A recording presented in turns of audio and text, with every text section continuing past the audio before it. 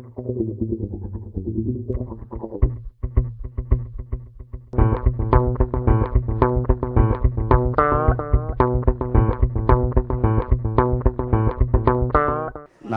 கொஞ்சம் கரடு மூடாக போகக்கூடாது, சைவம் டைட்டில் வச்சுருக்காப்புல, விஜய் வேறு ரொம்ப சாப்பிட்டுன்னு சொல்லிட்டு தான் வந்தேன்.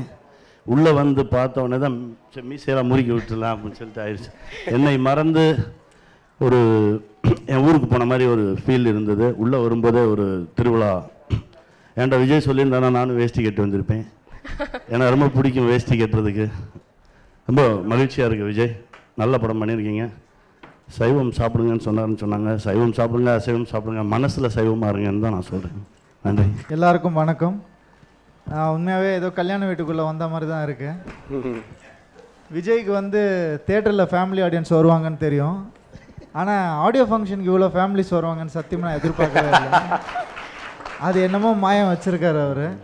ஸோ கண்டிப்பாக இதே மாதிரி சைவம் ரிலீஸ்க்கு தேட்டர்லேயும் ஃபேமிலிஸாக வந்து பார்க்கணும்னு ஆசைப்பட்றேன் நான். நிச்சயமாக நாசர் சார் நல்லா நடிப்பார் அப்படின்னா நான் சினிமாவுக்கு புதுசாக வந்த மாதிரி ஆகிடும். ஏஎல் விஜய் நல்லா டைரக்ட் பண்ணுவார்னா திருப்பி அந்த மாதிரி தான் ஆகிடும். சாரா நல்லா நடிக்குதுன்னு சொன்னால் கூட நான் என்னப்பா எந்த ஊர் பண்ணி அப்படின்னு கேட்பாங்க என்ன.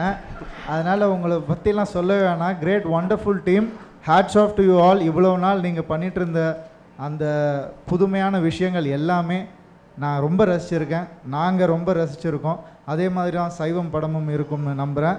ஆனால் படத்து ஃபங்க்ஷனை வந்து அண்ணா யூனிவர்சிட்டி கிரவுண்டில் வைங்க விஜய், நமக்கு அவ்வளோ நண்பர்கள் இருக்காங்க. இந்த நல்லா இருக்கு வரி படிக்க தெரியுமா?